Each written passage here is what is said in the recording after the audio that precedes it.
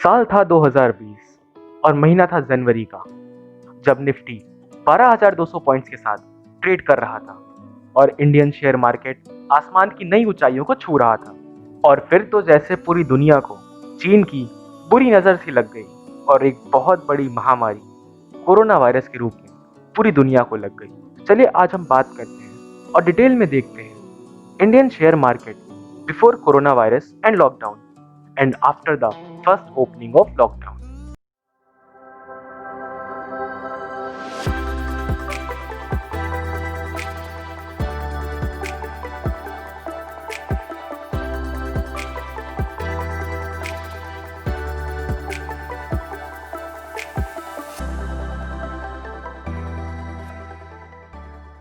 तो दोस्तों 30 जनवरी 2020 को भारत में पहला कोविड-19 केस केरला में कंफर्म हुआ था और तब निफ्टी 12,000 प्लस पॉइंट्स के साथ ट्रेड कर रहा था। और इसी के 3 दिन बाद 3 फरवरी 2020 को 3 और नए कोविड-19 के केस पूरे भारत में सामने आए थे और तब निफ्टी 300 से 400 पॉइंट तक गिरा था और 11,700 पॉइंट्स पर ट्रेड कर रहा था।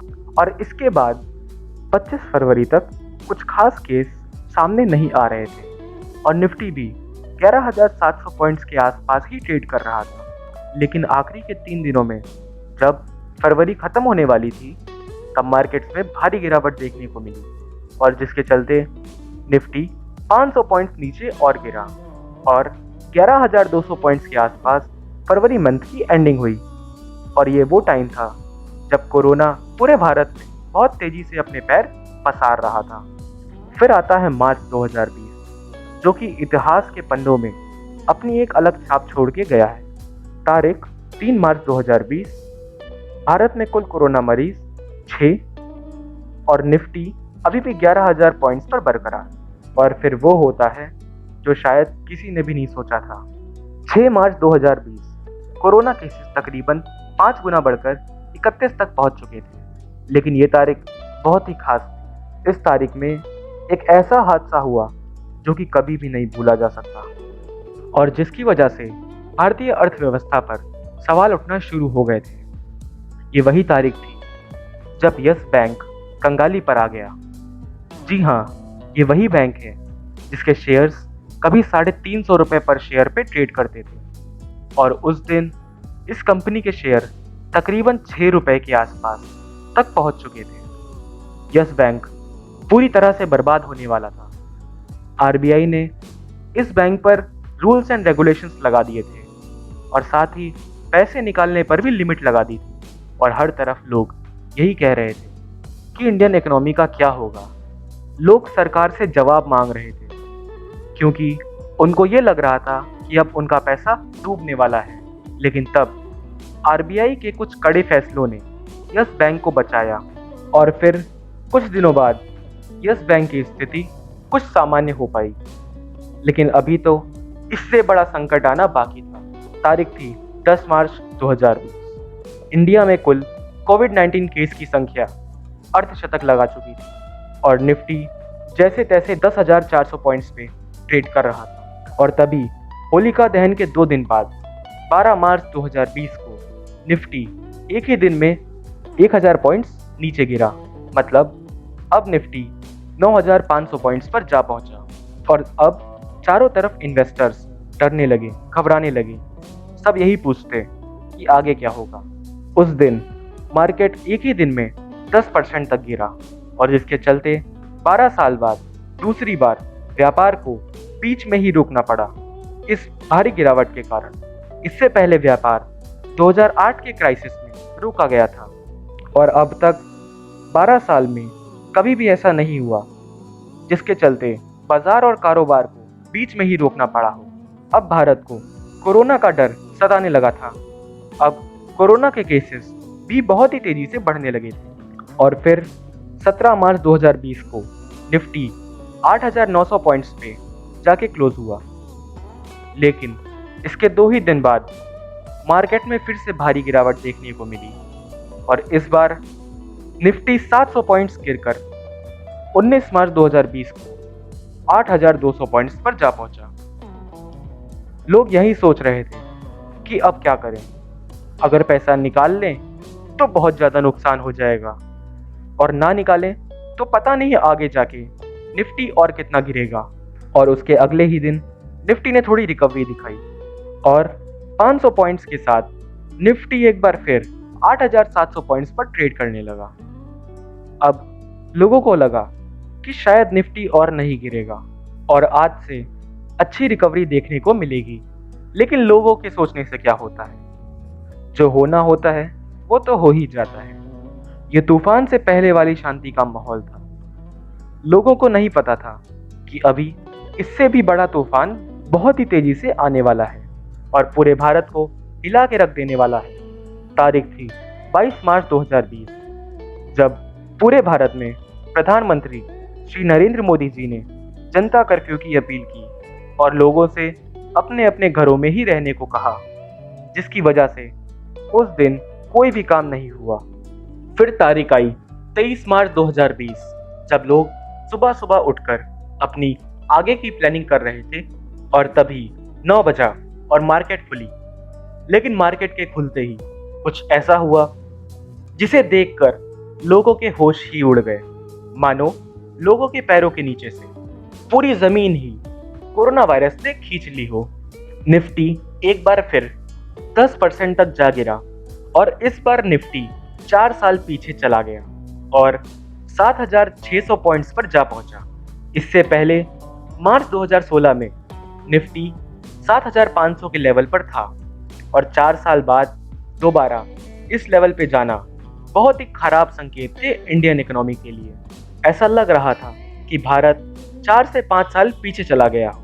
किसी ने कभी अपने सपनों में भी इसकी कल्पना नहीं करी थी कि कभी निफ्टी, जो कि इतने हाई लेवल पे ट्रेड करता था, वो इतना ज़्यादा गिर जाएगा। लेकिन ये सारी चीज़ हकीकत में हुई और इसकी सिर्फ एक ही वजह सामने आई, जो है कोरोना वायरस। पहले तो लोग इस क्राइसिस को 2008 की इकोनॉमिक क्राइसिस से कंपेयर कर रहे थे, लेकिन बाद में इस बार की क्राइसिस तो 2008 की क्राइसिस से भी बहुत बड़ी साबित हुई। अब तक भारत में भी कोरोना केस बढ़कर 450 प्लस हो चुके थे और ये आंकड़ा बढ़ता ही जा रहा था। और अब लोगों के दिमाग में बहुत बड़ा डर बैठ गया था कोरोना वायरस का और इस इकोनॉमिक क्राइसिस का। और ये हाल सिर्फ भारत का ही नहीं था, बल्कि पूरे विश्व का था। पूरे विश्व के बड़े बड़े पावरफुल देश जैसे कि अमेरिका, चाइना, कनाडा, रूस, सिंगापुर, इटली, इन सभी की अर्थव्यवस्था तबाह सी हो गई थी। किसी को कुछ समझ नहीं आ रहा था कि कोरोना वायरस से कैसे निपटा जाए और इस आर्थिक संकट का हल कैसे ढूंढा जाए। और फिर 25 मार्च 2020 को पूरे इंडिया में लॉकडाउन की घोषणा कर दी गई, जिसके चलते सारी फैक्ट्रियां, मिल, कंपनियां, स्कूल, कॉलेज सब 21 दिनों के लिए बंद कर दिए गए। और साथ ही मार्च भी खत्म होने को आ गया और 31 मार्च तक कोरोना के कुल केस पूरे भारत में 1,400 प्लस के करीब पहुंच गए थे। सबसे ज़्यादा इसने महाराष्ट्र को प्रभावित किया था।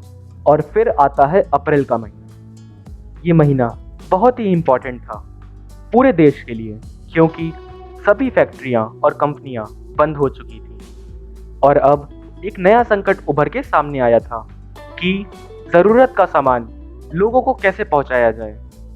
इस टाइम काला बाजारी भी पूरे देश में चरम सीमा पर थी और 10 अप्रैल तक निफ्टी गिरते बढ़ते संभलते हुए धीमे धीमे 9,000 पॉइंट तक जा पहुंचा और एक अच्छी रिकवरी देखने को मिली।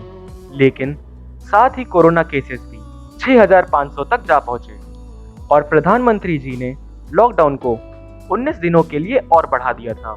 और इस पूरे अप्रैल महीने में निफ्टी 8,000 पॉइंट से 9,000 पॉइंट्स के बीच में ट्रेड करता रहा। निफ्टी कभी बढ़ता और कभी गिरता और ऐसे करते करते ये पूरा अप्रैल का महीना गुजर गया। 30 अप्रैल 2020 को भारत में कुल कोरोना केसेस 33,000 तक पहुंच चुके थे और निफ्टी ने भी अप्रैल महीने की एक्सपायरी एक अच्छे खासे रिकवरी रेट के साथ 9,800 पॉइंट्स पे की। लोगों ने ये बिल्कुल भी नहीं सोचा था कि इंडियन मार्केट्स की रिकवरी इतनी तेजी से और इतने अच्छे से होगी। लेकिन मई का महीना हम भारतीयों के लिए थोड़ा सा चिंताजनक स्थिति में गया, क्योंकि इस महीने में कोरोना की मार हम पर बहुत ही ज़्यादा स्पीड से पड़ी। 7 मई 2020 को भारत में कोरोना केसेस की संख्या बढ़कर 52,000 के पार पहुंच चुकी थी और निफ्टी भी 9,200 पॉइंट्स के आसपास ट्रेड कर रहा था। इस महीने कोरोना के केसेस हर रोज दुगनी तिगनी रफ्तार से बढ़ रहे थे और फिर आती है तारीख 19 मई 2020, जब कोरोना के पूरे भारत में 1 लाख केसेस आ चुके थे और जिसमें 40,000 लोग रिकवर भी हो चुके थे और 3,160 के करीब डेथ भी हो चुकी थी। और ये वो दिन था जब निफ्टी इस महीने में आखिरी बार 8,800 लेवल पर दिखा और यहाँ से निफ्टी और शेयर मार्केट ने शानदार वापसी की। कोरोना के केसेस भले ही बढ़ते जा रहे थे, लेकिन तब भी मार्केट काफ़ी अच्छी रिकवरी दिखा रहा था और ये वो टाइम था जब सारी फैक्ट्रियाँ और कंपनियाँ, सभी छोटे बड़े व्यापारी, सबको अपना अपना व्यापार चलाने की थोड़ी थोड़ी छूट मिल गई थी और जिसके कारण शेयर मार्केट में भी अच्छी खासी तेज़ी देखने को मिल रही थी और मई की एंडिंग निफ्टी ने 9,500 पॉइंट्स के साथ की। और फिर जून में जो हुआ वो तो हम सब ने ही देखा। शुरुआती 3 दिनों में ही शेयर मार्केट ऐसा भागा कि लोग देखते ही रह गए और तकरीबन 3 महीने बाद निफ्टी ने दोबारा से 10,000 के लेवल को छुआ और मार्केट ने बहुत हद तक रिकवर किया। हालांकि देखा जाए तो 3 जून तक कोरोना केसेस 2 लाख के पार पहुंच चुके थे, लेकिन फिर भी हमारा रिकवरी रेट इतना अच्छा था कि एक ही दिन में कोरोना के जितने नए केस आते, तकरीबन उतने ही या उससे ज़्यादा लोग ठीक हो जाते और शायद अनुमान लगाया जा रहा है कि जुलाई 2020 तक भारत कोरोना पर काबू पा सकता है। दोस्तों, निफ्टी का सफ़र बिल्कुल भी आसान नहीं रहा। आपने देखा होगा कि वो कितनी बार गिरा, लेकिन फिर उठकर खड़ा हो जाता। मुझ में बहुत दम है, कोरोना तो मेरा कुछ नहीं बिगाड़ पाएगा। यहाँ पे इन्वेस्टर्स को भी देख के सीख लेनी चाहिए कि बुरा समय थोड़े वक्त के लिए ही आता है, बस आपको धीरज नहीं खोना है और उसका डट कर मुकाबला करना है। उम्मीद है आपको निफ्टी की कोरोना काल में उतार चढ़ाव की स्टोरी पसंद आई होगी। चलिए मिलते हैं अगली वीडियो में, तब तक के लिए बाय बाय, टेक केयर।